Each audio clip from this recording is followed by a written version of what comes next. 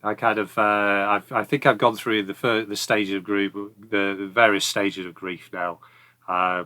Denial. Been through denial. I've been through bargaining.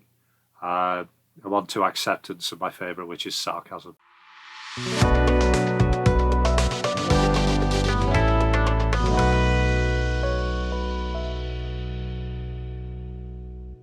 Hi, my name is Mike. Welcome to my vlog about football in general and Burnley FC in particular. A vlog that this week was abused by Arsenal fans on Saturday who said, "We pay for your benefits," to which I respond, "Well, you'd only have spent it on a shit haircut and even worse trainers." Which was probably the high point of the actual weekend, or at least the game on Saturday, which was, and I don't use this word lightly, frankly unacceptable. I can take losing Premier League games. God knows we've seen enough of it. We've seen enough of it recently. I can take us being outmatched. I can take us having a bad day. I can take us being outspent, outfought. But Saturday was not an acceptable performance. There's very few players who came out Saturday with much credit. I know if you read the match reports, the media will always, always, always blow smoke up Arsenal's arse. I thought that Arsenal were a good side. You can see why they're near the top. But that's not a side that's going to win the Premier League this year without Liverpool or Manchester City screwing up quite badly. The performance from the very first minute was pretty much unacceptable. Well, at least the 8th minute, so it's 6th, something like that. As the Clarets gave away a goal with an opposition player having far too much time to run down the wing, and then as the entire Clarets defence collapses back to stand somewhere around about the 6-yard line, the opposition player is standing in the D and has all the time in the world to place their shot into the bottom corner. Don't worry, it's only saw that like 3 weeks ago at City with Rodri scoring that, and we've seen 2 or 3 of them already this year. And speaking of seeing goals like that, well, at the time I was thinking to myself, at least it wasn't coming down the right-hand side or our left, where the left back is completely overmatched and the guy's just putting it in pretty much unchallenged. No, that was just left for the 3rd or 4th goal on Saturday. We've been seeing this all season. And I'll get on to something about that in a minute. In terms of the players, I feel a little bit bad saying this, but at half-time, I texted a friend and said that Aaron Ramsey has pretty much played himself out of the team. Now, obviously, he was completely unfortunate enough to get a very, very serious injury. And I wish him all the best. I wish him all the best for a recovery. That is like Westwood a couple of years ago. That is one where he's going to be out for the best part of a year. I hope he recovers well. I hope he recovers to his full 100% fitness. And good luck to him. But in terms of his performance on Saturday, and he wasn't alone, but the midfield was absolutely non-existent. They were just running around. I'm not even sure they were chasing shadows. They were there, but they were doing nothing. Berger was doing what pretty much he could. Josh Brownhill, I've always been open about the fact I'm not the biggest fan of Josh Brownhill. I think he's a decent championship level midfielder. I genuinely don't understand why he has the captaincy. I don't care if it's just for dressing room vibes. He didn't give it to Ashley Barnes last year just based on dressing room vibes. I've got to the point where I think, the Josh Brownhill experiment has run its course. And again, I'm going to come back to that in a second. But the main sort of talking point afterwards, I think we just hit a tipping point. I personally hit a tipping point. I went to the City game. I thought we were decent. I've been to other games. I thought we were decent. I missed the Fulham game, so I didn't understand why people were angry about that one. I saw or listened to the Liverpool game. I thought we were decent. We lost. Okay, fair enough. And then when we had Saturday, I'm like, now I get it. Now I understand, because that is just simply not good enough. And it reached a tipping point with me. I've been positive saying that actually this team is better than it's played. It's better than its position.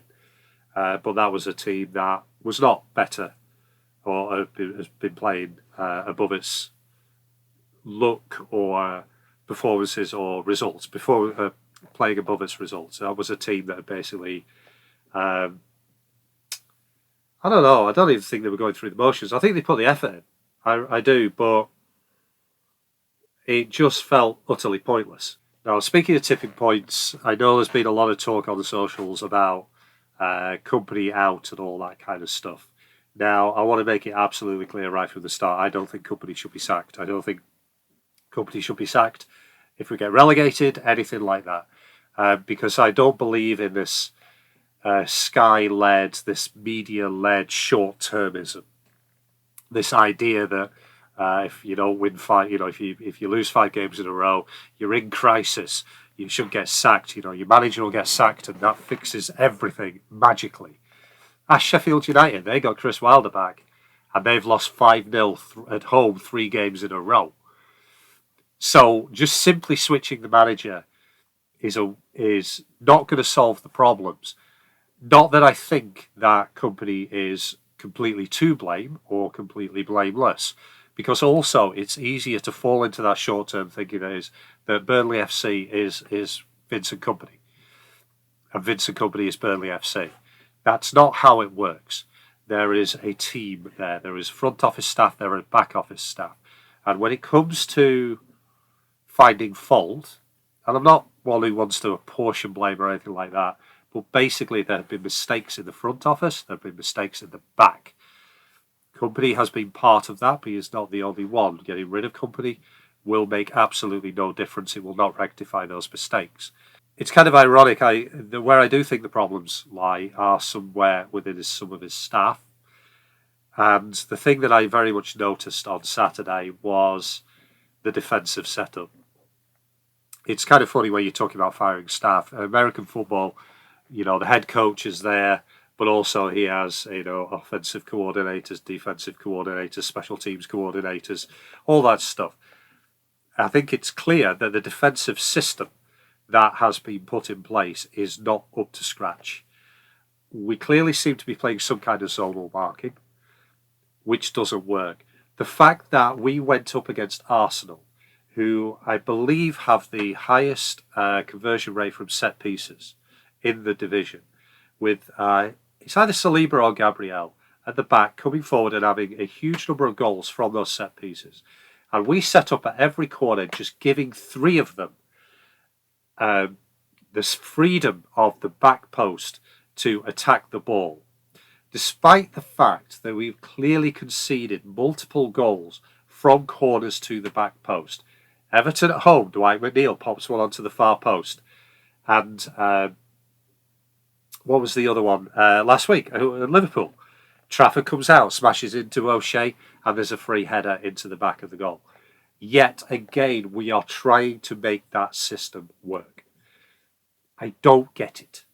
I really don't get it. Maybe it's too late to change. Maybe it's too late to drill them into man-to-man marking. But if we're doing this zonal marking stuff, it just does not work. The defence collapses back to somewhere just ahead of the 6-yard line and leaves the 18-yard line as free space for a Premier League quality player to pick his spot. And it's driving me up the wall. And I think it needs to change. I think it needs to change. Well, I don't know if you can change it halfway through the season, I think we need to go man-to-man just to see what happens. And that's the thing about change. There's always changes. What changes would you mean? I said company out was the easy one. And it is the easy one. It's the pointless one. It's not going to achieve anything. It sets us back 18 months. Simple as that. But what changes would I make? And they're fairly simple. The changes that have failed this year are the changes we made this year. We've tried to change too much too soon. So partly I'm sort of saying, why don't we go back to what worked last year? And yes, that does mean I am sort of saying, why not put Muric in instead of Trafford? Now, I am a big fan of James Trafford. I think he will become an excellent goalie. But the way the team is playing in front of him is not helping. He has clearly been bought to be developed and sold in 4 years' time. I have absolutely no problem with that if it works. But that's the question. If it works, are we ruining his development by him getting shelled every single week? by him getting the crowd on his back every single week? Is it helping, or do we take him out of the firing line just to save whatever's left of his confidence? And that's the thing, you ruin his confidence keeping him in. Do you ruin his confidence taking him out? I don't know. But I've got to the point, a tipping point, where I'm like, why don't we just damn try it? Put Muric in there, see what happens. I mentioned Josh Brownhill. I will not understand why Josh Cullen, who was the player of the year for, I think, officially, unofficially, of many, many supporters, including myself this year, who made that team tick, has basically not got a look in all season. Muric, Josh Cullen, they work together as a pairing. Will it work any better? Will the midfield still continue to be bypassed? Probably. But it cannot get any worse by putting Josh Cullen in there instead of Josh Brownhill. Again, I understand maybe him and Berger are too similar in occupying the same spaces and so on and so forth, but it can't hurt. It really, really can't hurt. On the wings, Odebear, yeah, no problem. Defence is on the right. Who do we have on the right? I'm not saying Manuel Benson's the answer. The problem with Manuel Benson is he's 5'5", and he's up against big, big defenders. That's his problem, and I'm not sure you can get around that. JBG, Brun Larson, fine. Pick one. Pick one and stick with it. I don't mind JBG. I don't mind Brun Larson. But just pick one and stick with it for a while. At the back, Assignon and Esteve come in. They look fine. Absolutely fine. Good to see Charlie Taylor back on the left back. Fine. Dara O'Shea, not his biggest fan. Fine. Happy with it. Just keep that. But just go back to how we used to play. Again, we might lose 5-0 at home. But what do we lose? We're losing 5-0 now. So what exactly is the loss? I'm not one for change's sake, but I don't understand why we had to change so much so quickly and so drastically. We have, just going back to the defence, and this is a little bit rambling. I apologise for this one being a little bit rambling, by the way, because, I'm riffing this one. There isn't much of a script. But Ekdal and Alderweireld, why are they playing against Liverpool and Man City and not Arsenal? What is it? What is the squad rotation going on there? They can't both be injured again, surely. And then up front, Fofana, bit feisty. Not sure why he was getting called offside all the time. I was getting very irritated with that linesman on Saturday. Is the new Chris Wood or something? But he was getting caught offside a lot. But he's got some spice and some fight about him. J-Rod, people will be saying J-Rod should come in. He showed passion. No time for the argument of passion ever, ever, ever in football. The problem is J-Rod, you saw, yes, he's got passion.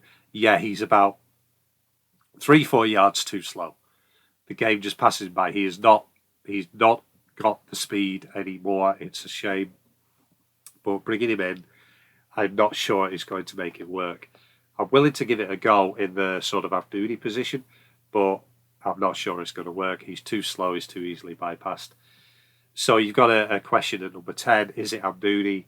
It can't be Ramsey. Ramsey looked so much better for the 10 minutes when he was there, mainly because he wasn't getting bypassed. Maybe it would have worked, but now we're in a situation where unfortunately we're not going to be able to find out. So who else have we got there? I don't know. But ultimately, I think it's a tipping point. I think it's a tipping point for change.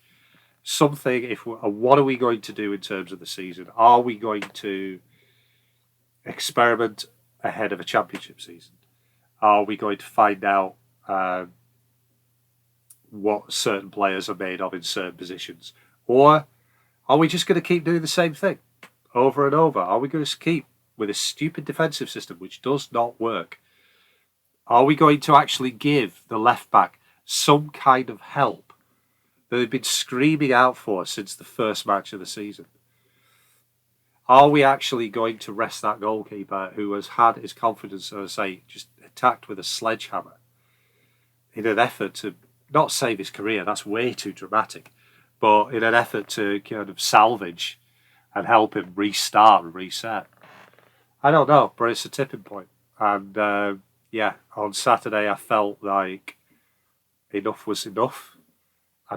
I can take being outmatched. I can take being outgunned. I can take bad luck.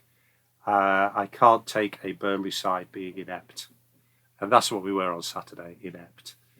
And that was and again, the word embarrassing is so loaded when it comes to football, but it felt embarrassing. It really did. We didn't make Arsenal work for it. They didn't look particularly good. They didn't need to look particularly good. And when, it was summed up by as a frustrating day with two incidents. One was the penalty. The penalty was a dumb penalty, but it also featured something I really, really hate. Asignon gave away the penalty by treading on the guy's right foot, who the attacker then thought about it and threw his left leg out to dive. It was a penalty. It should have been a penalty, but when you see a player doing that, you're like, oh, for God's sake. And the other was, did we try to actually play offside from a throw-in? A Premier League team trying to do that? Yeah, so this one's a bit ranty.